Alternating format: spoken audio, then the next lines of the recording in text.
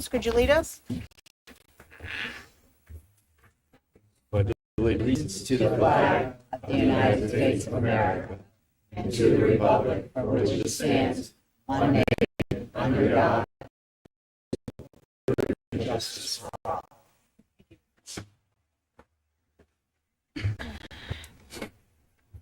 I'd like to ask for a moment of silence.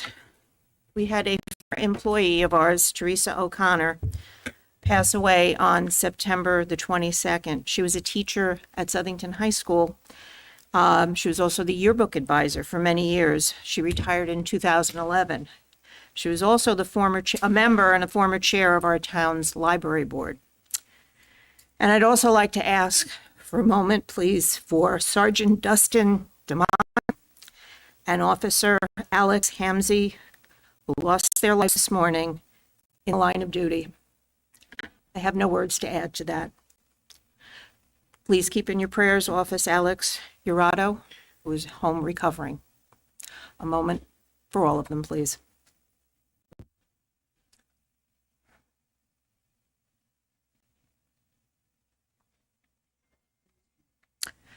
Thank you.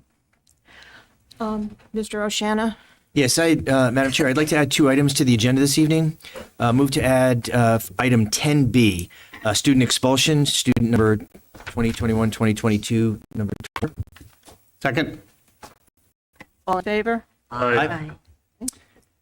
And I'd also like to add item 10C, unaffiliated compensation for tutors. Second. Who got it? Yeah. Okay. All those in favor? Aye. Aye. Okay. Thank you. Okay. I'd like a motion for the approval of the minutes of September the 22nd. So moved. Second. Okay. Joe. All those in favor? Aye. Moving along to public communications. Communications from student board representatives. All right, good evening, board, and all those in attendance. I'm going to start off with a quick report about the high school. So next Sunday, October 19th, Bread for Life is holding their soup night. Tickets are $5 for children under 8 years old, and they're $10 for adults. They're going to be serving soup from local restaurants to make sure that nobody in town goes hungry. On Tuesday, October 25th, the high school fall concert will take place. They will be including pieces from the symphony band, the concert band, and the orchestra. And they would love for you to come out and hear them play and see all of their hard work that they've put into their music. As part of BCAP, the Blue Knights Advisory and Portfolio Program, on Wednesday, October 5th, 9th and 10th graders witnessed a presentation from Dan Blanchard, who is an award-winning author and speaker. He was a 2-time wrestling state champion and as well as a 2-time junior Olympian wrestler, and he was also the coach of a junior Olympic wrestling team. He's also a double veteran of the Army and the Air Force, where he was the undefeated push-up champ for 7 consecutive years. Life wasn't always easy for Mr. Blanchard, and he had to overcome a lot to become who he is today. He spread a very positive message and helped students reflect on how they could overcome their own obstacles in school. We also saw many of Southington High School's clubs and students at the Apple Harvest Festival these past 2 weeks. It was amazing seeing many of the students helping out the community through volunteering, as well as participating in the parade through clubs such as the marching band and the robotics team and many more.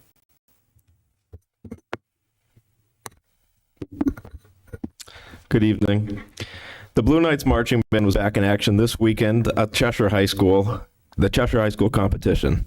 The Knights placed first in their division with a score of 83.3 and won all caption awards. The band is gearing up to host the 29th annual Music of the Night band competition on Saturday, October 22nd. The show begins at 3 p.m. and will feature 17 local bands, including an exhibition performance by the Yukon Marching Band. Come out and support the BKMB. Continuing on, just over the midway point of the fall season, here's an update on Southington High School athletics. The Blue Knights girls swimming and diving team has a 4-1 dual meet record after its victory at Newington this past Tuesday. Following its straight set victory of South Windsor last evening, the SHS girls volleyball team has won 5 straight games, compiling an impressive record of 9 victories and only 2 losses on the season. The Blue Knights field hockey team, heading to this afternoon's home match with South Windsor, has won its last 5 games and has won 8 out of 10 games played. The SHS girls soccer team has a 6-game unbeaten streak after winning its last 2 home games versus E.O. Smith and Farmington. The Blue Knights boys soccer team travels to Bloomfield today after defeating Northwest Catholic 3-0 Tuesday on the team's Veteran Appreciation Night. And the Blue Knights football team, which is the #1 rated team in the state in a media poll, has a bye this week before taking its 5-0 undefeated record into its home game versus Windsor next Friday night, October 21st, at a special 6:30 p.m. kickoff time. Thank you, and I'll now be passing the mic off to Ange to talk about our 2 middle schools.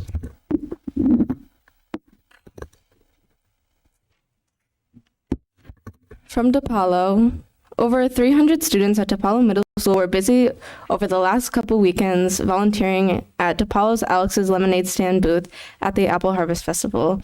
As a result, DePaulo was able to raise over $14,000 for pediatric cancer research. The yellow team at DePaulo traveled to Leaf for a field trip yesterday.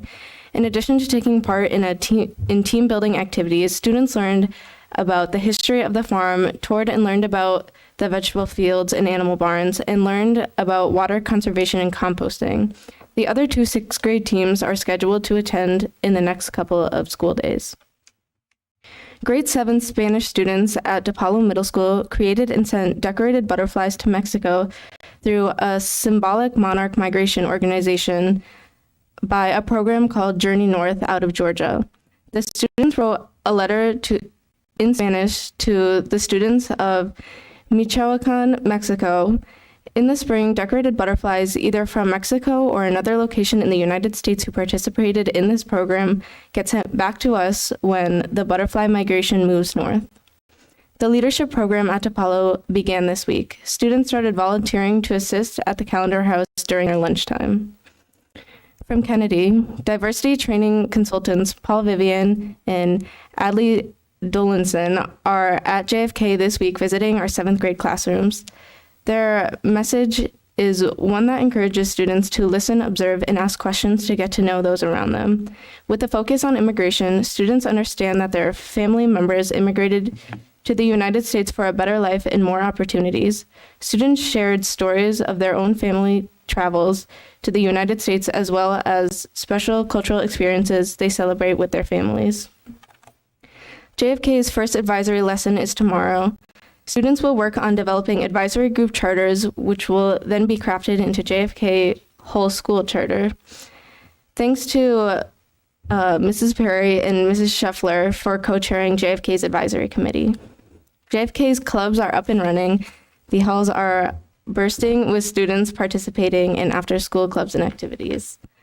The JFK Band and Color Guard marched in the Apple Harvest Parade and were the recipients of the Best Middle School Band Award. They are excited to perform at Music of the Night this weekend.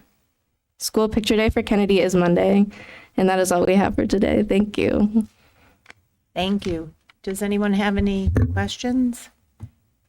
I have to say, I had a great spot on Main Street, and I got to see the high school, I got to see DePaulo, and I got to see Kennedy's bands. They sound awesome. Awesome, awesome, all the way around. So I'm looking forward to Music of the Night. Right, Mr. Oshana? Absolutely. Okay. Okay, thank you, students. Communications from board members. I do. I have a little something. Okay. The Red Ribbon Rally, the 31st annual Red Ribbon Rally will be this Tuesday, October 18th at 6:45 on the town green. So all are invited to attend and it should be a good time. The theme this year is Drug Free Looks Like Me. Okay. Awesome. Thank you. Mr. Darnowski. Real brief, the Technology Advisory Committee met this morning. I have to say that the enthusiasm has been phenomenal. I hope it kind of calms down a little bit because the enthusiasm Over enthusiasm? was overwhelming. But there's a lot of activity, and I think things are really starting to gel. I think between the staff and the outside companies, I think we've got a lot going for us. Good partnerships. Very good. Yep. Okay. Red Ribbon Rally. Yes. This will be I won't be able to make this 31st. this year. I'm leaving Monday for business trip in California. This will be the first Red Ribbon Rally that I missed in 32 years. Yes. From the Trish told start. me that. You can't change your work schedule, Mr. Darrenowski? I would, I don't I would understand. love to. I would Okay. love to. So I will I send believe you're Trish going to your- going. I will be there. I think Looking forward to it. Mrs. Kenefick will probably be there. She will. She's chair. Okay, so And Mr. Pepe's speaking, so you're gonna miss his Yeah. awesome. He's a keynote I tell you, speaker. it's a great time with the kids. Yeah. And It is. really disappointed I won't be able to make it. We will miss you. Indeed, indeed. Anyone else? You should go. Oh, it's Anything? No. Moving right along then to the administration. Thank you, Madam Chair. Mr. Pepe is going to introduce tonight's portion of the administrative report. Thank you. And we have some special guests with us tonight. Leventhal is here. Mrs. Corvey is here. They are teachers at Southington High School, and they have a presentation. I'll give them the floor. I got that.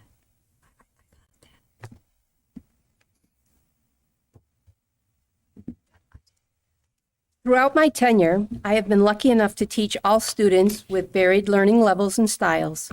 I've surely realized the immense joy of working with some of our most challenged learners, young adults with intellectual disabilities, and the unfortunate limits placed on their programming. It didn't take sitting in on too many curricular meetings to fully realize the need.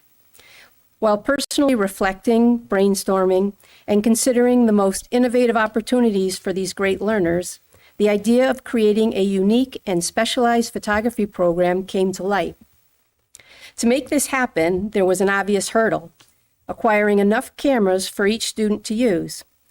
After mulling over grant writing opportunities, which can be lengthy and take time to come to fruition, I made the choice to reach out to Mr. Kazuto Ogawa, President and CEO of Canon Americas, and sent a letter describing my programming vision and requests for equipment. I actually spent days second-guessing the reasonability of this and whether the letter would even make it to his desk. Would he read it? And if so, would my words and requests be meaningful enough for serious consideration? With complete surprise, the letter did have impact.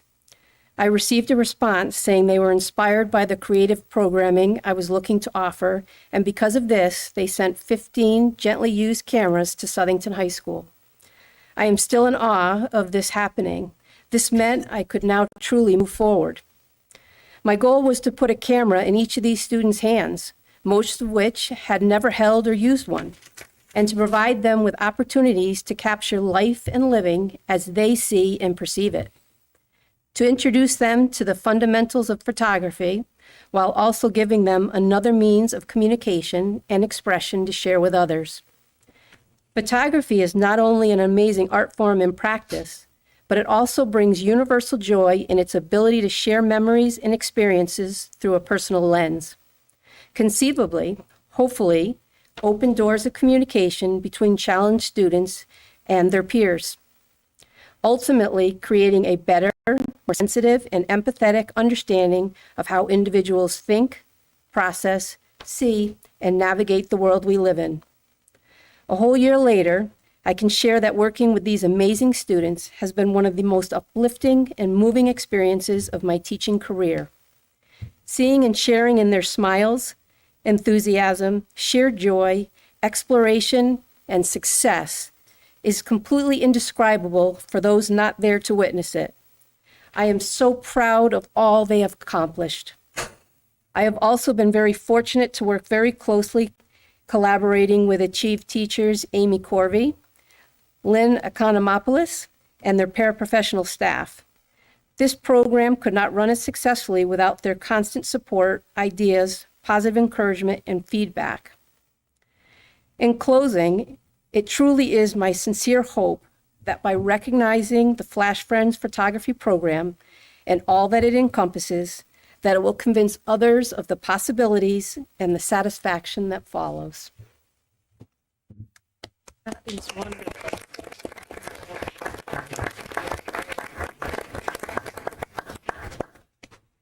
Good evening, everyone. My name is Amy Corby, and I'm a Southington High School teacher.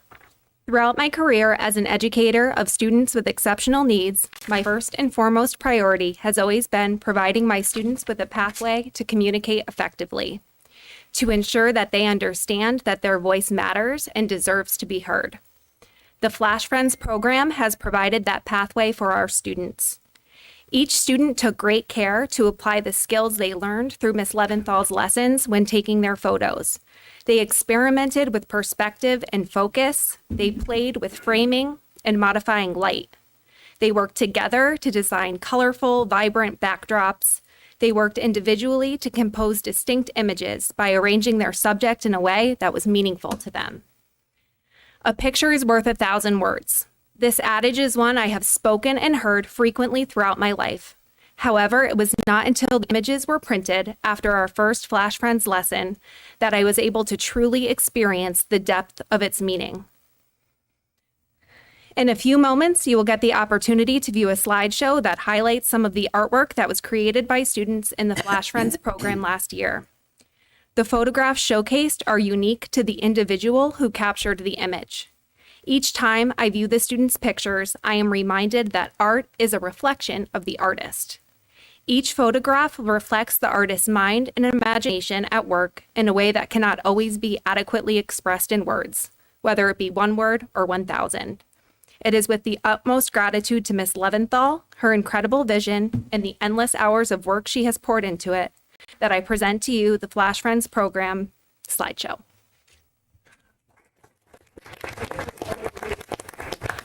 Mrs. Pasamato, can you hit the front lights? We'll direct your attention to the screen.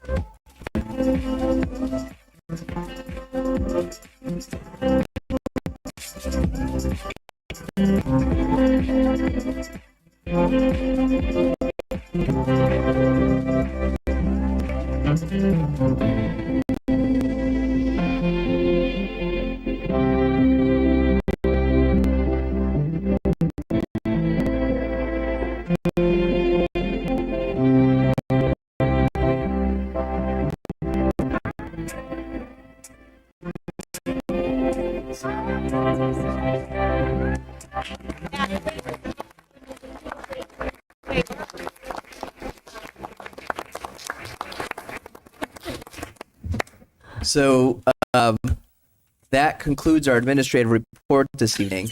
I think before we formally move on the agenda, I'd like to take a moment first to recognize the amazing photography and artwork of the students, and second to just acknowledge the amazing work of the staff and bringing them that opportunity to experience. So on behalf of the district, thank you. Thank you.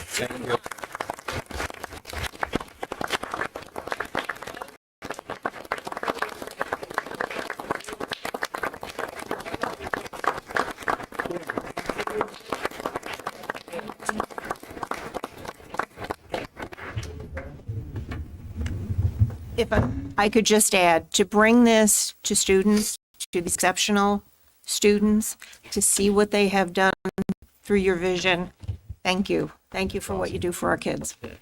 And you're an artist. Okay. Okay.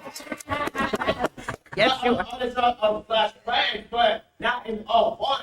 I wasn't a big fan of 01. You weren't? Okay. I wonder if she taught that. Joey, do you like art? So to our teachers as well, I know you've had a long day. You've been, and you're back at it tomorrow.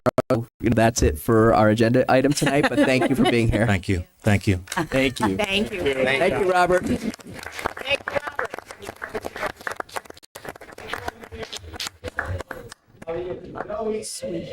Best friends. I love sweet.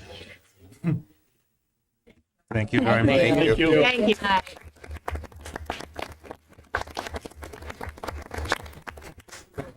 Thank you. Okay. That is definitely. Thank you for your report. That'll put you in a good mood. It was a nice report.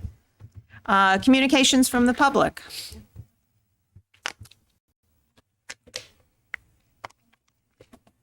I know it's a hard act to follow. Indeed. Indeed. Oh, I gotta start my thing. Michael Krasansky, 27 Hitching Post Drive. Yeah, please go ahead. So my speech tonight is a response to the last Board of Ed meeting about some comments from people on the Board of Ed and the administration related to the handout from the high school teacher. So basically what I heard at the last Board of Ed meeting was pretty much one statement from the administration and the Board of Ed, at least those who spoke out. And that statement was, we support our teachers. Okay? So yes, I support teachers in general and ones who do their jobs proficiently, of course. I was a teacher actually for 3 years, and I know it's one of the most challenging and important professions there is. I actually went to a different career that I found to be less demanding than teaching. So I have a lot of respect for teachers. It's a very difficult job, and I think most people who haven't been in those shoes don't realize it. You get your summers off, all these things, but they earn it. So I have nothing against teachers. I have the utmost respect. So don't knock their profession if you haven't yourself ever taught in a K-12 classroom. With that being said, despite the great admiration I have for teachers, I don't support teachers who bring controversial, racist, and one-sided politically motivated materials into a classroom that are not part of the curriculum. There's no budging for me on that. Okay? I support individuals. I don't offer blanket support for any group. Each person is a unique individual with their own strengths and weaknesses. So if we support teachers, that's what I heard. What I heard last meeting, I didn't hear we support our students. Why was that missing? Why was that left out? I didn't hear any support for the student who bravely got up here and spoke about how disgusted she was with the handout. I didn't hear any support for that. Do they not count? I didn't hear any support for parents. I guess we don't count either because we were left out. Okay? Do you support the student who brought the complaints to you about the handout? Do you support parents who do not want these materials distributed in classrooms? And actually, I'll make an exception for Mr. Bachevsky because I thought he spoke reasonably on the issue that was addressed. So why did those of you who spoke on the handout the last Board of Ed meeting, neglect stating your support for students and parents and only mention that you support teachers? Did it have anything to do with a large number of teachers in attendance wearing their union shirts? I don't know what the punishment for this teacher should be, but a blanket statement put out by the Board of Ed and the superintendent to the public that we support teachers doesn't mean anything, okay? I think everyone supports teachers who do their jobs correctly. Should there be no repercussions for teachers in any situation because you support them? Why were your statements so one-sided? Why are you allowing a teacher to distribute anti-white, racist, and other one-sided political ideologies into classrooms? If the materials were racist against any other race, you'd be outspoken against those. I'm also guessing that if a teacher handed out one-sided conservative materials in a classroom or Catholic materials or something like this, like trying to convert students to a particular religion, I'm sure that would have brought immediate punishment to the teacher. So what's the difference there? I'd like to know that. You mentioned that the incident was being politicized and that there was exaggerated and unfair media coverage and that the school system was being branded as woke. My response is that it doesn't matter if something's politicized or not, or if the media is covering something or not. It makes no difference. I don't care if they're calling you names. They get called names all the time, okay? None of that should have a bearing on your handling of the incident. The question is, did the teacher break any rules? And if so, what are the documented consequences for breaking those rules, and were they applied? If there are no consequences for the teacher handing out this type of material, then I think we need to take a wholesale look at what teachers are allowed to present in the classroom and what they are not allowed to present. We would also need to reevaluate the consequences for bringing in racist and politically motivated materials into the classroom, okay? And I know this is not good timing, today to talk about it, but, I said, here's an analogy. We support police, right? Okay, so I see the signs, we back the blue, that's fine. I support the police, I support teachers, I support firefighters, I support a lot of people. However, if someone breaks the law, a policeman or teacher, whatever, yes, I support them in general, but there has to be consequences, okay? Each person is a unique individual with their own strengths and weaknesses. We need to judge them by that, not whether they're a teacher because we support teachers or we support police. No, everyone's an individual. Enough of this identity politics and all this other stuff. Get away from it. If someone breaks the rules, there need to be repercussions, no matter who they are or what profession they belong to. So, thank you. Thank you, Mr. Krasansky. Before we start my minutes, please, I'd like to hand these out so I could have my talking minutes after. There were 2 letters written, one by SCSU. There was a rebuttal response by CCSU. I'd like you to hear it, because I know you all saw the SCSU one. Thank you. The newest one is on top. Thank you. It's from another history teacher teaching at a college. Thank you.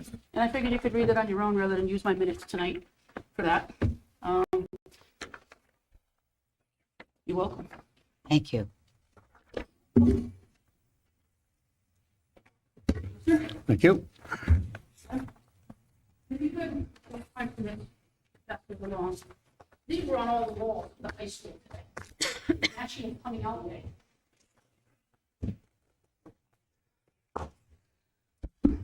My name is Patricia Tevelozzi. I live in Plantsville, Connecticut. My address is registered on the computer.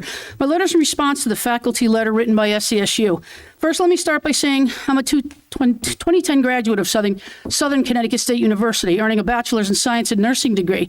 I'm extremely embarrassed for SCSU for the statements they made in that letter. I find their willingness to involve themselves in this to be indicative of the principle that I spoke about 4 weeks ago in front of this very board, where I stated that these teachers who are pushing the CRT in our public schools are they themselves indoctrinated at these higher level institutions, and that is a divisive ideology. The SUS letter is only more proof of my statement. Let me make it clear that the teacher did not come under attack at Southington High School, but rather the material she presented in the classroom. The SUSU letter states that we're attempting to restrict teachers, quote, free speech and academic freedom, unquote. Have you all forgotten that there's a curriculum in place? These teachers can pick their plans, however, within the assigned curriculum. Teachers can take their opinions and speeches outside of the classroom and go to the legislatures, just as we do as parents and people, to make changes in our laws. Not one single soul is restricting their free speech, but instead, we are calling attention to the teachers that are at a college-level elective course being brought into our high school students who do not have the choice to not take the class. It was a mandatory sophomore English class. They couldn't opt out of that class. They had to take the class. Now you're subjecting them to this. That's against their will if they don't want to play part of this. Are we to shut the mouths of the kids who spoke up and the parents who spoke out at that meeting and even the BO Ed members who officially publicly stated they did not agree with the paper? Thank you. So in essence, we give the teachers freedom to teach what they want, but we have no voice in what they're taught. That is a purposefully designed double standard that they, the college educators who teach these teachers this garbage, have designed themselves to virtual signal their way through the minds of our children. For them to go as far as to say this equates to a book banning, that had me laughing, because it is obviously that their indoctrination at the college level on down is now being brought out into the public eye, and they are pulling strings in a desperate move to gain their allies. The SESU letter called CRT a rally cry to silence discussions about racism. Well, I don't know about you, or me and my kids and grandkids all grew up learning about racism. We did not learn, though, that white people were privileged. That is where the difference lies between what you should be taught and what is being forced to be taught on our children. The shaming they provoke, the divisiveness they want, is directly from that CRT indoctrination. If anyone can't see that, I don't know what to tell you. SUSU asks in their letter, what's wrong with a worksheet that provides these words? But what they did not speak of was the next page of that worksheet that stated if you uphold the current way of thinking and do nothing, you're guilty of the oppression. Who tells a teenager this? This is taught hate. At the very least, and it could not be in our classrooms. It should not be in our classrooms. SESU stated that these are tough topics and we should engage our children in the classroom to help with critical thinking. Also, they stated, and how dare SESU state, that anyone or anybody tell us that parents have no business objecting to their children's education? Hard stop. Right there, folks. The Supreme Court has repeatedly said parents have the ultimate authority over their children's education, yet schools often ignore parents' rights. School systems administrators and teachers often treat parents with contempt and disdain simply for asking or making a fuss about what is being taught in that classroom. United Nations, Article 26 of the Universal Declaration of Human Rights, passed by the General Assembly in 1948 of December, states, parents have the prior right to choose the kind of education that their children will get in these classrooms. Yes, we do have a voice on it. This thing they were teaching at the high school may be appropriate at a college level, but it's not appropriate at a high school. It is not. However, it shouldn't be forced on them either. Why should they be graded to have an opinion on a paper that is theory? It is their opinion. There should be no grade associated to it. There should be no vocabulary list associated to it. This is theory. The reason the university got involved in this is because we have exposed their dirty little indoctrination process, and it's plain and simple. They do not want to lose the stronghold that they've had in designing this for many years. Let them teach it at their college. I'm here today for our kids in high school who do not deserve this. That letter from SESU should be ignored because it's nothing more than a battle cry from them. Discussions of racism in the classroom have been going on throughout history, teaching the children that they are part of the problem. If they don't accept the ideologies, that is divisive, destructive, and is not what we need in the classroom. It's a whole lot more than a vocabulary list, so please don't downplay that and poo-poo the teacher's response. Parents, stand strong. Students, stand strong. We will never back down from the attack being brought upon our children without their consent or our consent. We will continue to bring these issues to the Board of Eds and further, if needed, to protect our children. I just have a question, though. On a 30-second clip of our superintendent, he stated on national TV, or public TV at least, that this was not being taught in our school. We proved it, and then said he stood by the teacher. What say you now?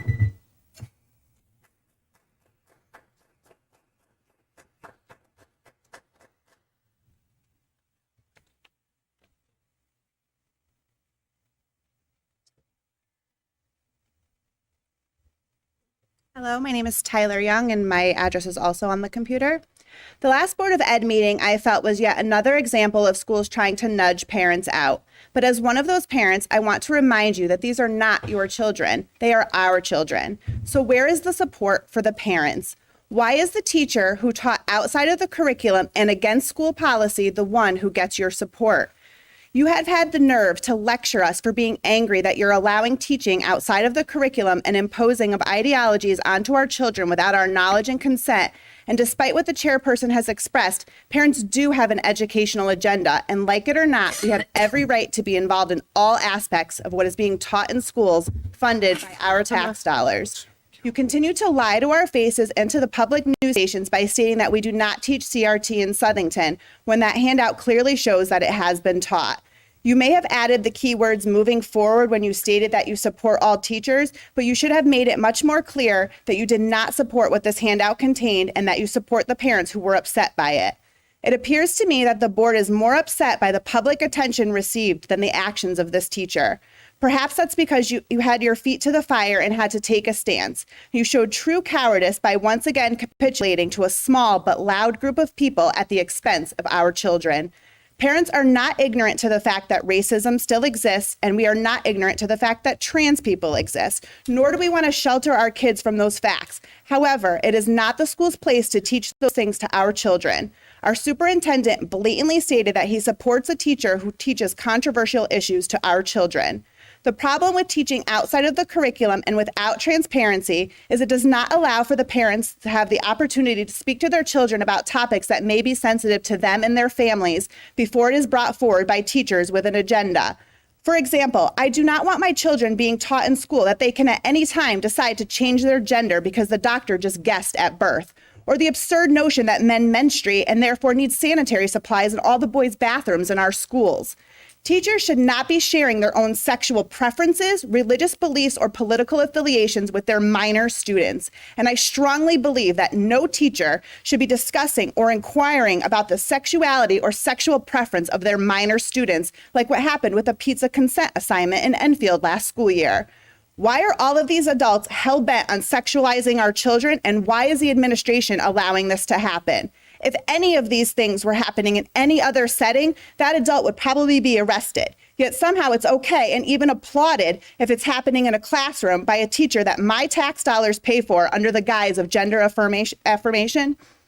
There were several speakers at the last meeting that talked about school needing to be a safe place. However, how safe do you think the kids who don't agree with these teachings feel? Or how about the kids who felt targeted by these teachings? Why aren't all the kids' opinions and beliefs allowed to be discussed freely? Sadly, parents have lost faith in the Board of Ed because week after week we have come to these meetings and we share our concerns that CRT is being taught. We give examples, students come and speak about their own experiences, and yet you continue to tell us that it's not going on in our schools when we clearly see that it is. At a previous meeting, when a board member stated that they would have preferred parents come to them directly about the assignment in question, instead of reaching out to the media and public, it appears to me that this response implies you would have preferred to sweep it under the rug as you've done with other incidents of teacher conduct brought to you by parents, and also like how when we came to you about harmful mask mandates. The Board of Ed was presented with a great opportunity to finally stand up, agree to look deeper into curriculums and lesson plans, and make a public stance that none of these teachings will be tolerated in our schools, and update policies to reflect that stance. Instead, you chose cowardice. You have supported and applauded a teacher who has turned children against each other for characteristics that they cannot control. Our children deserve better than that. More and more parents are becoming aware of what has been going on in our schools, and it has led to the loss of trust in you and the demand for 100% transparency about what is being presented to our kids. We will not back down when it comes to our children, and if that hurts some feelings along the way, so be it.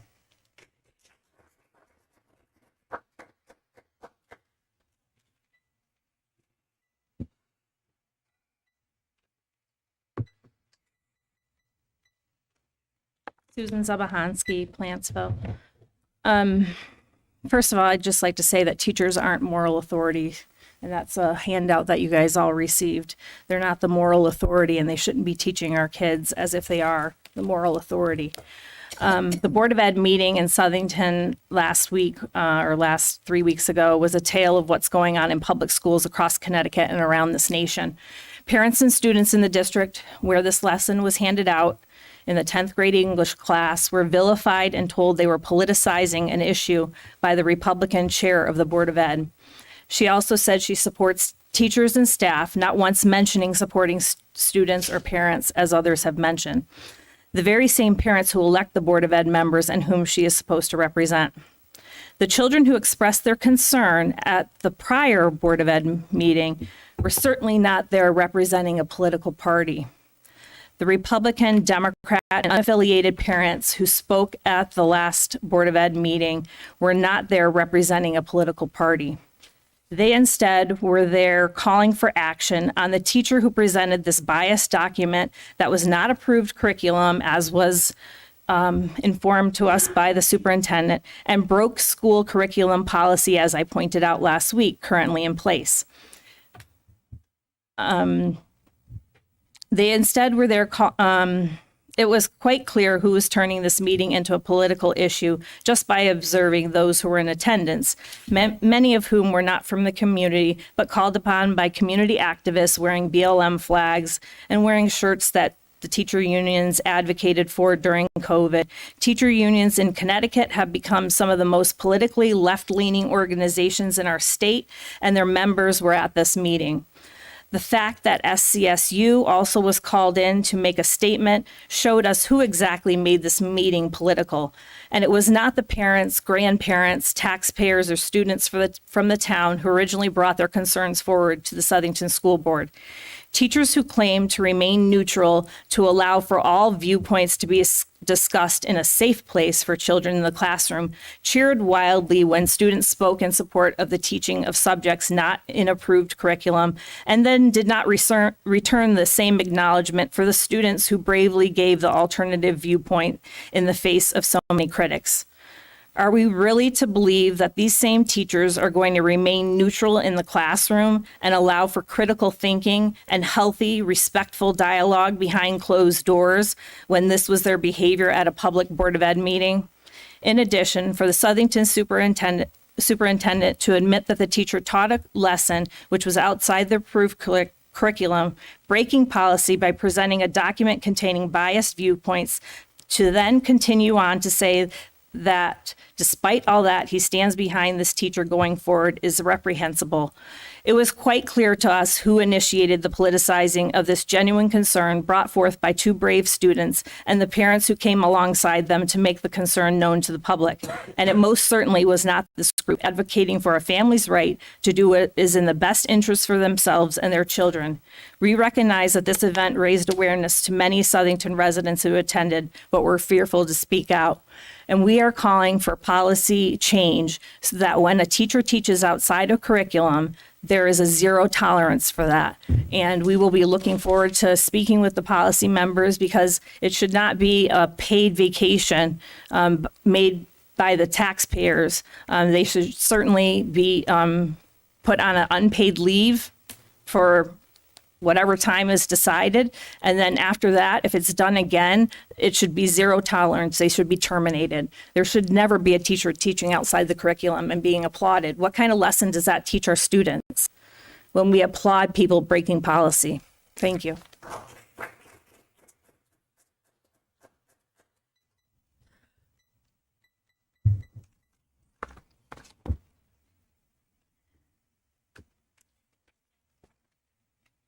Good evening. My name is Matt Nowak, and my name is on my address is on the computer. I have the handout. This is definitely college level material, and I'm going to ask that formally request that it be permanently removed from the Southington school system curriculum. And I'm going to ask in its place that we institute the goals of teaching mutual respect, responsibility, and understanding the rights of each of us equally. Excuse me, Mr. Nowak. Individual Americans. Could you talk into the microphone, please, so that we could all hear you? Thank you. I've not been known to be too quiet, but that's right. Like I said, this program is obviously for the college level. It doesn't belong in the birth through 12 education program. And I'd like to formally request that it be permanently removed from the Southington school system curriculum and instead institute some goals of teaching mutual respect, mutual responsibility, and the understanding of the rights that each of us equally have as individual Americans. You have this opportunity coming up at the first Board of Ed meeting in November when the superintendent of schools has the obligation to submit a profile report on what these students need going forward. And I don't care if it's gender, color, group, telling children that one group is privileged automatically tells the other groups that they are not. And this is not anywhere near the standard we should have of setting the conditions for these children to reach their full potential. That's a huge issue for me.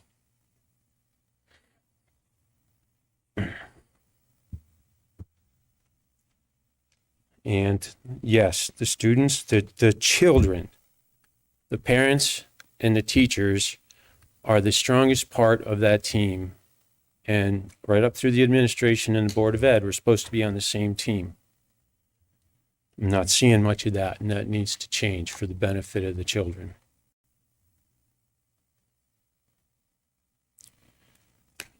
You want a safe school setting?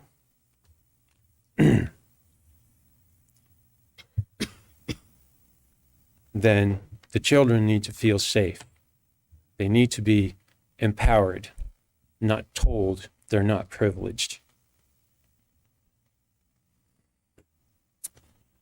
Now, CRT and genderism do not accomplish this. And if it's not a big red flag that genderism, as important as a subject as it is, has nothing to do with race. So why that flag was missed is beyond me.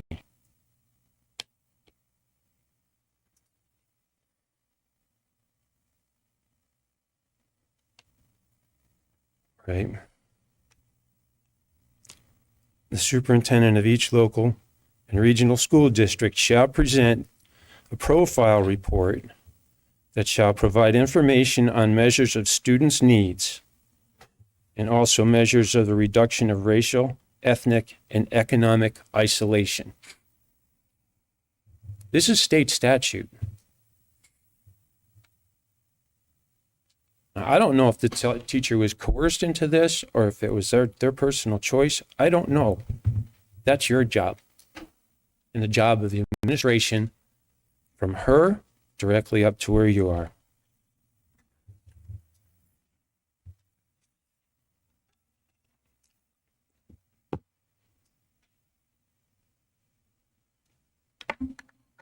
Each local or regional Board of Education shall annually establish student objectives for the school year, which relate directly to the statement of educational goals prepared pursuant to this subsection, which identifies specific expectations for students in terms of skills, knowledge, and competence.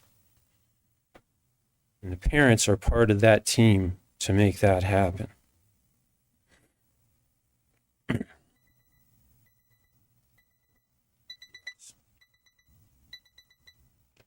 You're required to set Thank you, Mr. Novak. Your time Committee. is up.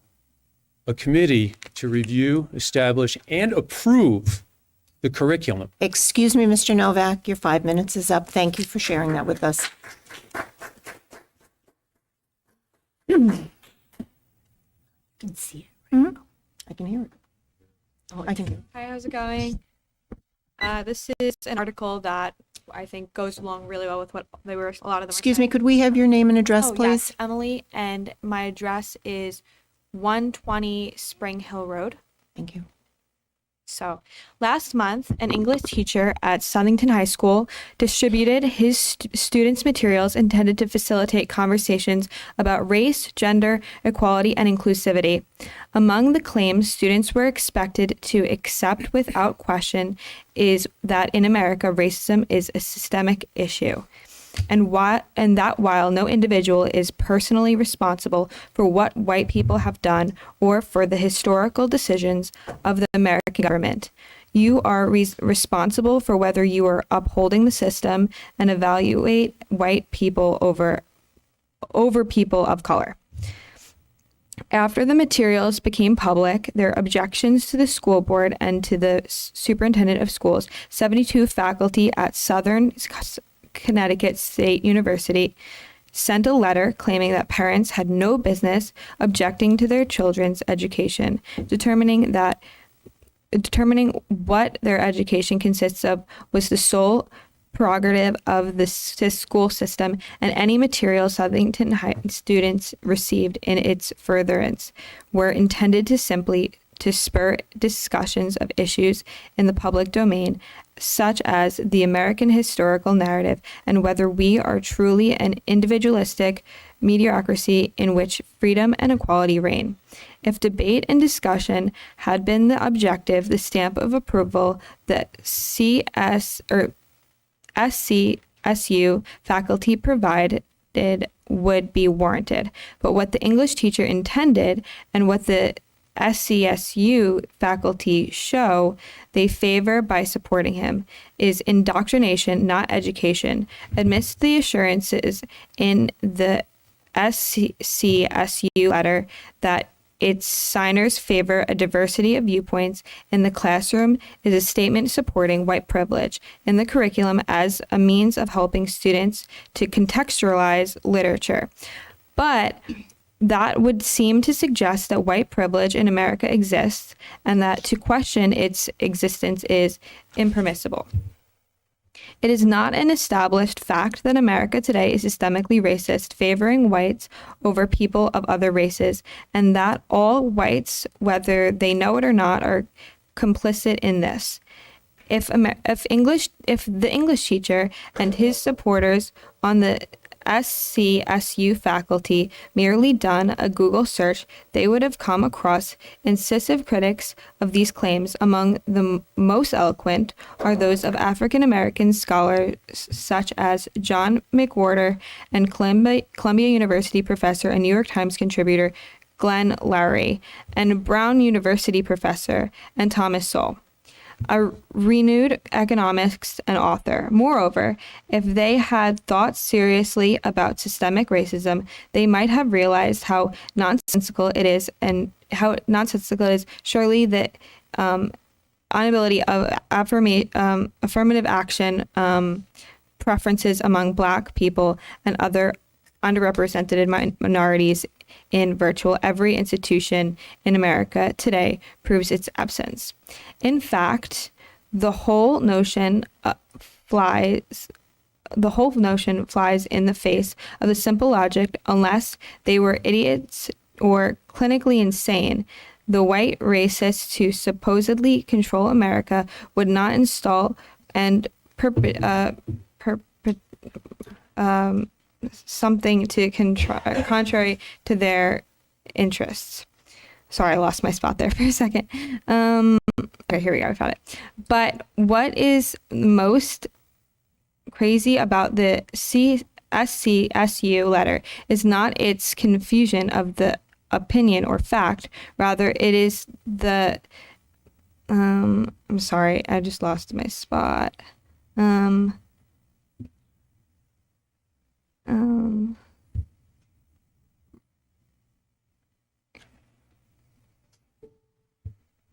Okay.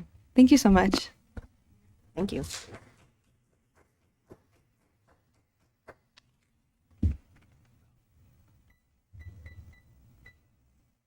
Kyle Buys, 269 River Street. My son, he goes to Thalberg Elementary, and this is kind of piggybacking off what they're all talking about. My son is Black and white.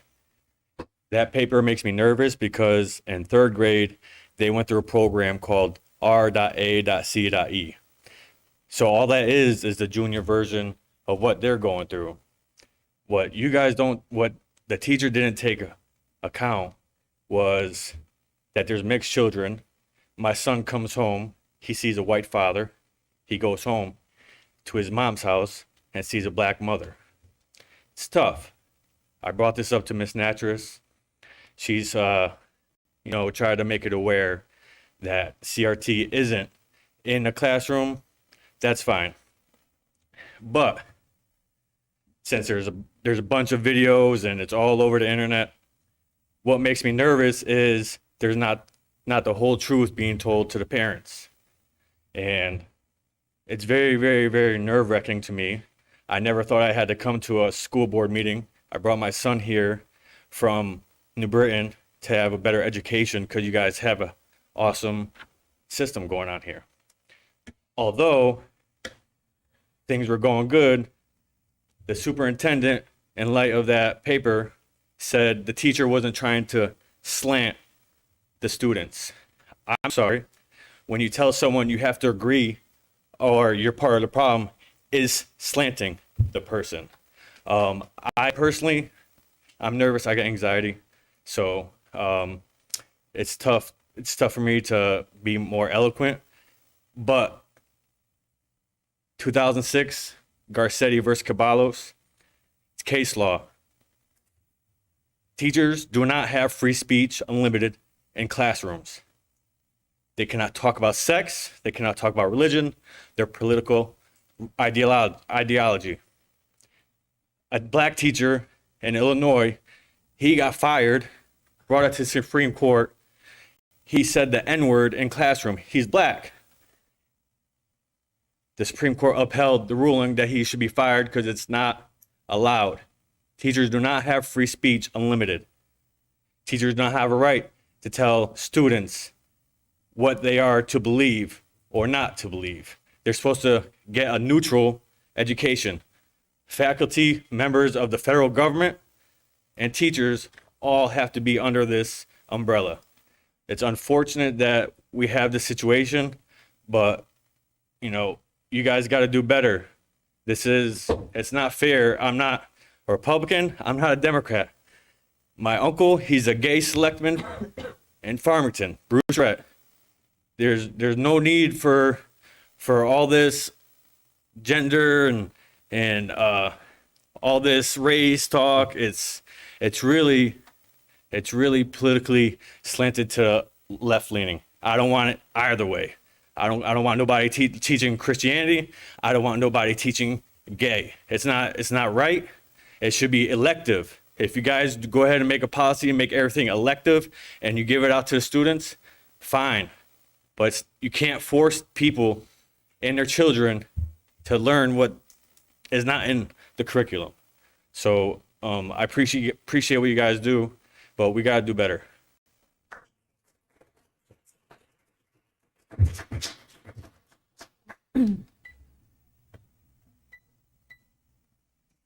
Anyone else from the public?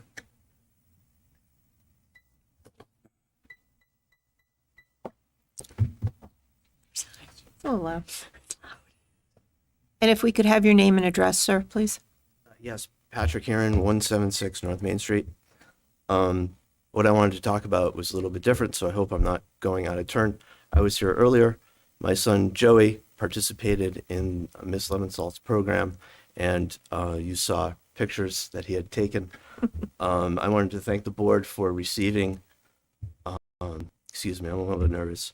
Thank you for receiving the presentation. Miss Leventhal is truly a great teacher.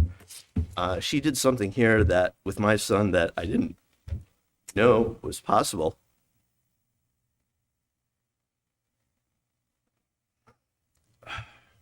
And sorry, I'm breaking up a little bit. Okay, that's okay. And I just wanted to thank the school board. I wanted to thank the town. You put together a great team. Mrs. Leventhal is a really great teacher. Miss Corvey is a really great teacher. My son Joey is a sophomore at the high school. I also have another daughter, Leah, she's also a sophomore at the high school, and she goes to our class with Miss Leventhal. She's a tremendous teacher. I've seen such improvement in my son Joey over the years, things I didn't know that were possible. He's such a bright and happy boy, and he seems to bring joy to a lot of people, and he certainly brings a lot of joy to my life.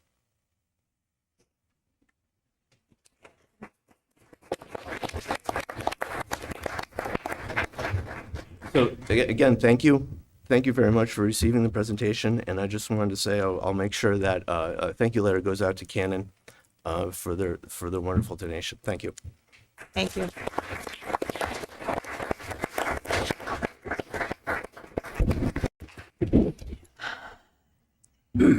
Anyone else from the public? Okay. Moving along, committee reports. And do we have? No, we don't have any committee reports. Okay. Superintendent's report, the personnel report. Move to approve the personnel report as submitted. Second. Any discussion? Hearing none, all in favor? Aye. Okay. Town government communications? Nothing? All is quiet. All is quiet. This is good. Well, we had the apple harvest, so Harvest. that took care of everything. And a wonderful job again by the town. New business, special education tuition follow-up. Thank you, Madam Chair. We're just going to take a moment to queue up. We have a very short update for the board, which is a follow-up to a question posed during the audit of special ed presentation at the last meeting. And the question was related to if we were to project out the costs associated with our in-district programs against what it would cost the district for out-of-district placement, how does that compare? And so I tried to compile some information with one caveat that I'll add that is probably makes it less complete than 100%, is that there's a factor that's just a little too hard to dissect around what I'll call related services. So I'm doing our comparison tonight on specifically the staffing and costs associated with the known service providers of those programs. However, when I talk about related services, we did need to make increases, as some of you may recall, to some of speech and language or OTPT or social worker or psych that might be associated with supporting that program because it was coming in district. And so the challenge with that group and trying to do a financial analysis on them is they're not solely assigned in many cases, not in all cases, to just the in-district programs. They would be providing services to students who perhaps would not be placed out of district. So it's hard to say that person's salary or FT is associated with an in-district, program or just in-district FAPE services that we could be providing to kids that we would never even recommend for out-of-district placement. So that was the hardest group.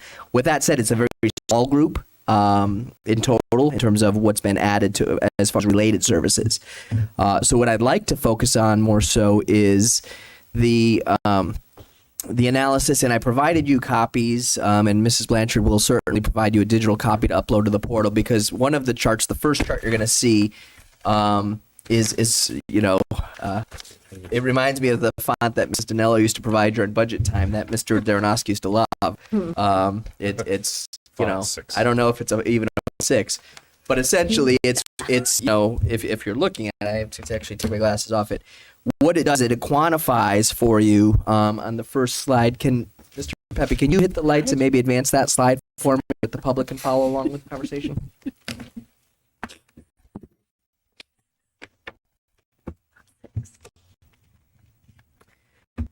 So for the study itself, the question that was posed was essentially what is the cost comparison of in-district versus out-of-district? So the analysis that we designed, and really a special thanks to the special education department who helped compile a lot of this information along with payroll and human resources. What we started with was essentially looking at all of the students that are placed in our current in-district programs and whether or not that student, if that in-district program did not exist, they would be outplaced. And so I'll give for a round number example, you might have 10 students in an in-district program. It doesn't mean that all 10 of those would have been outplaced if that program did not exist. But because it exists, it becomes their least restrictive environment. So a couple of those kids might have still been in our district, but the LRE might have looked different than a special program, okay? So going through all of those students, student by student in the special ed program, they basically said if this district program did not exist, this student would be outplaced at X.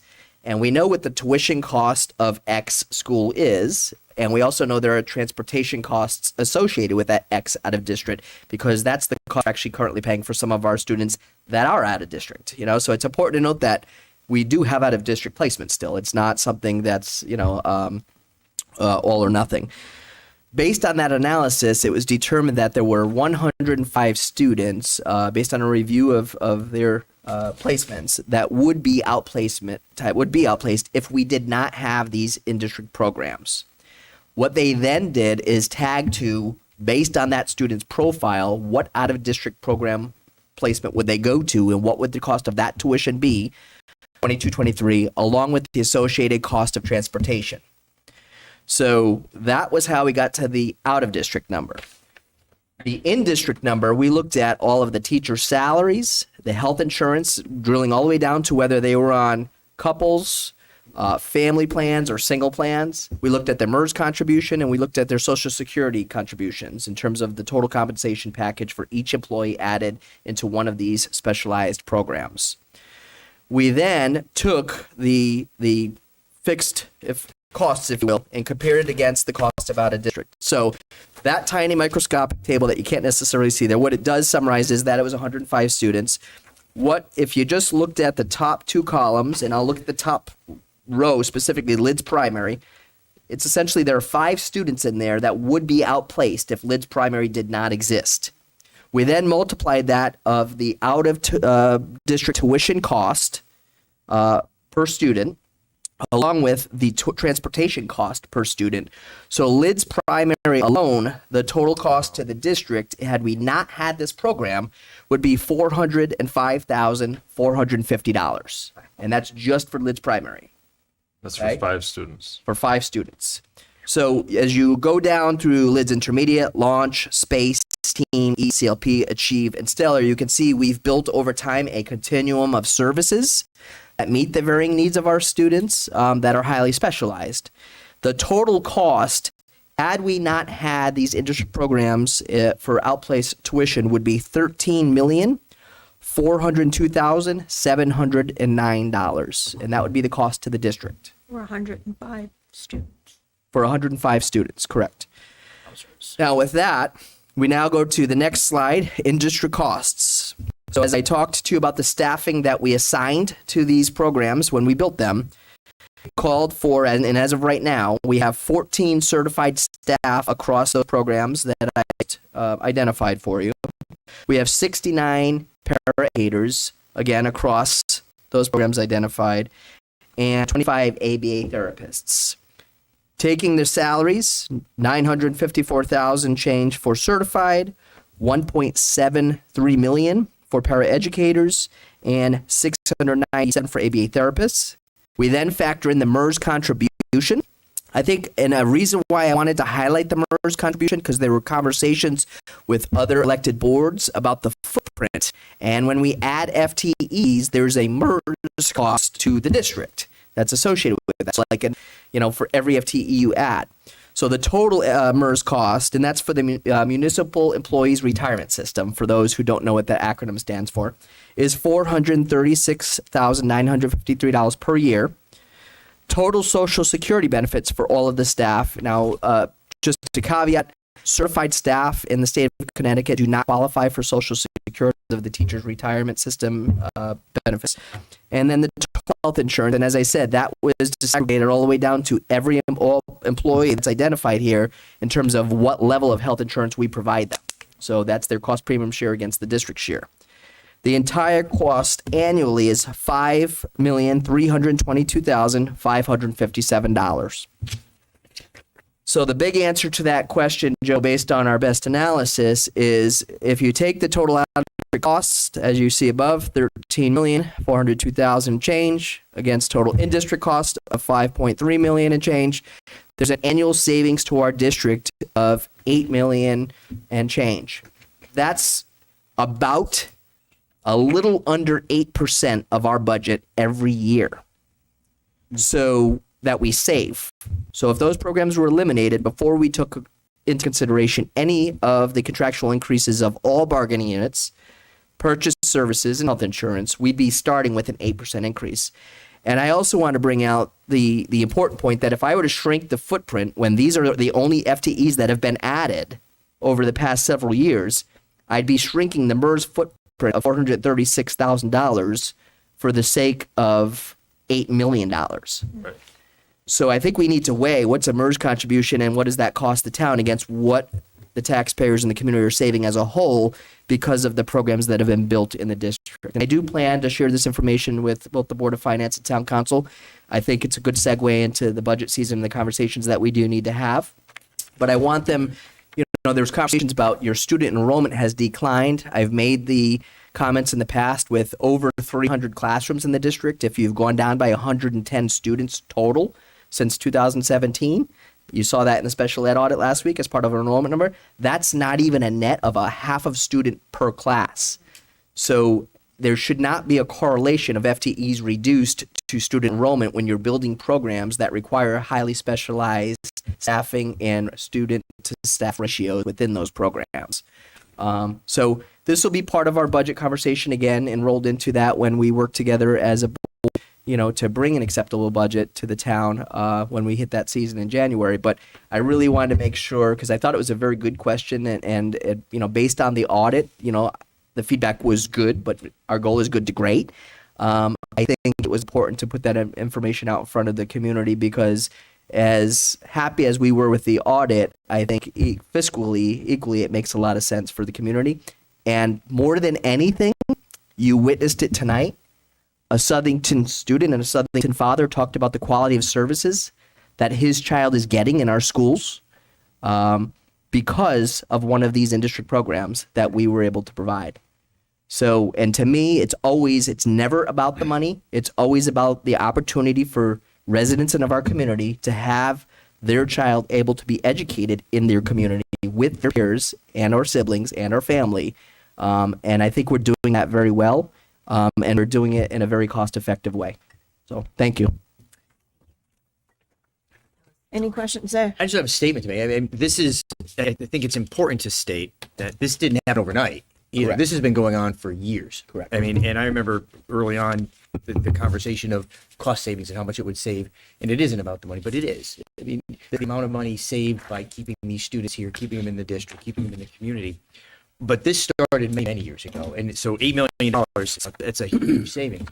It didn't start there. And I think That's an annual saving. So to your point, if we ever quantified how we've saved over the years.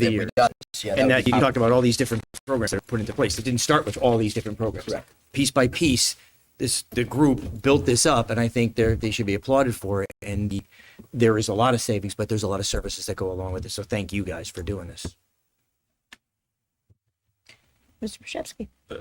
Thank you very much. This is exactly what I'd like to see. And, point is, I think it's a matter of bringing in community members to sort of understand, like, this is where tax dollars go, and this is where we do our best to do savings. Because, again, moving into the budget season, it's always, gosh, the Board of Ed spends so much money, but it's also we're doing it fiscally responsible. And I think that's very important to do. And, having my own kids being part of a lot of the Hatton programs and, being a buddy to some of the kids who are utilizing some of these services, it's certainly beneficial for my kids as well as the other kids. And, it really is something to be said, not to belabor the issue, but, Steve, you and I have mentioned it a couple of times where when you have that opportunity to be educating Southington kids in Southington, and really making them part of the community, because I'll tell you what, some of the kids that I went to school with in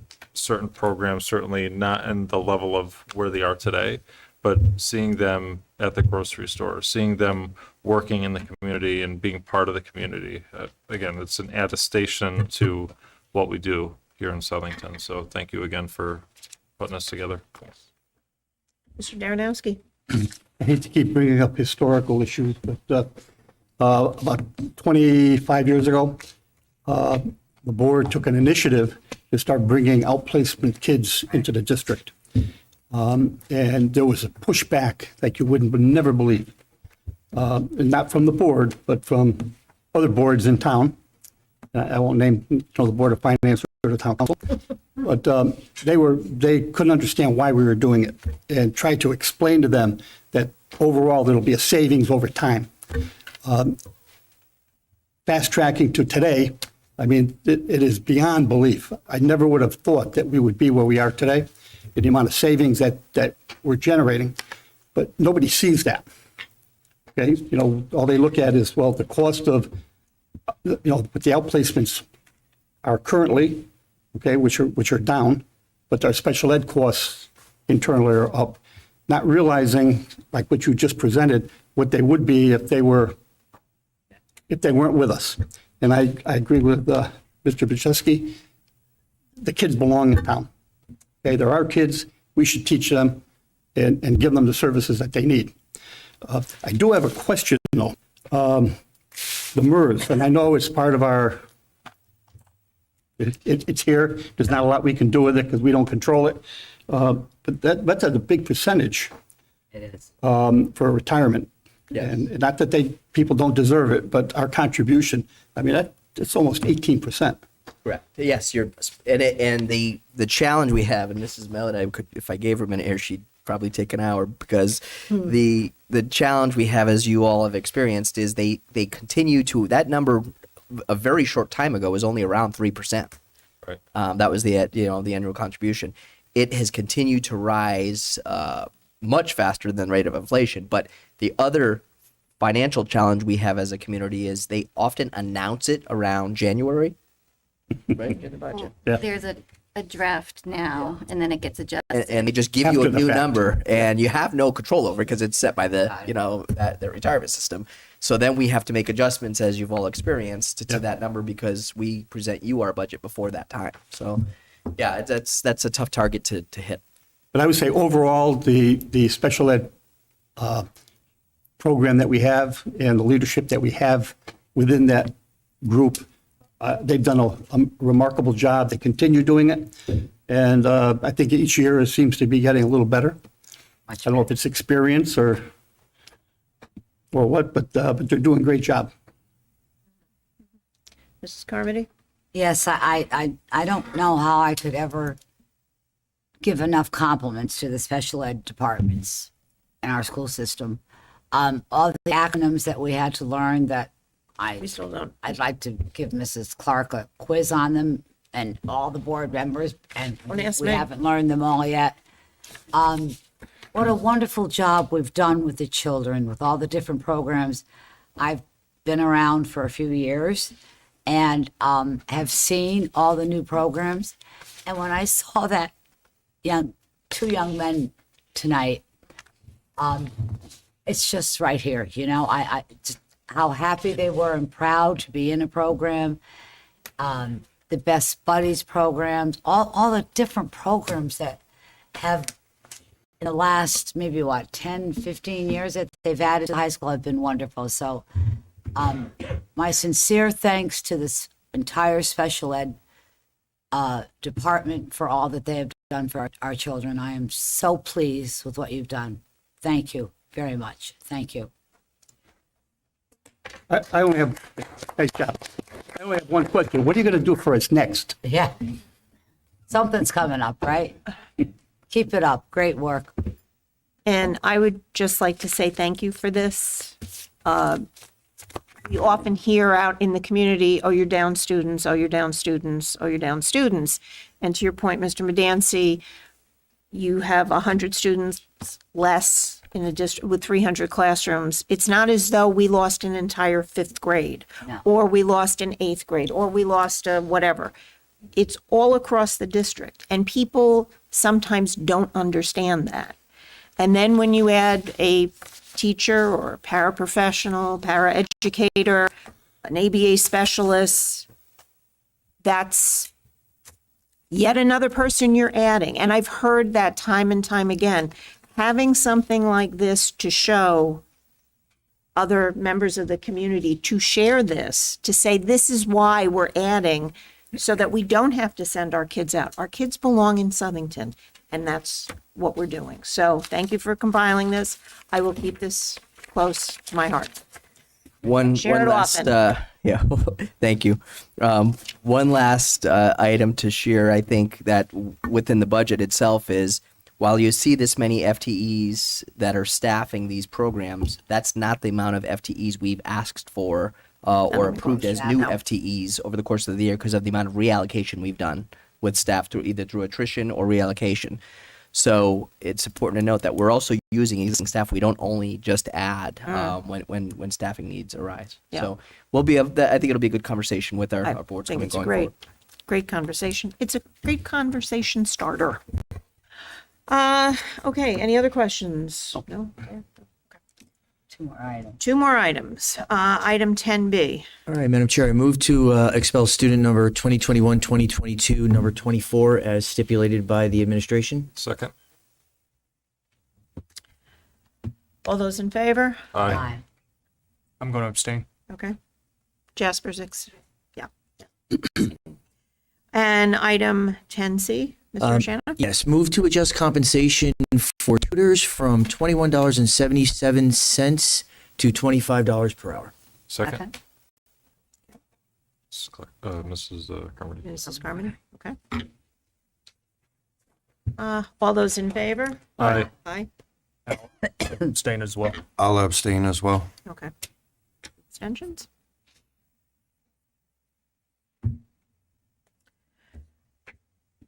Mr. Darrenowski? Move to adjourn. Second? Third. All in favor? Aye. Thank you all. I had A10, but you can see I changed. Yes, ma'am. Did Sean,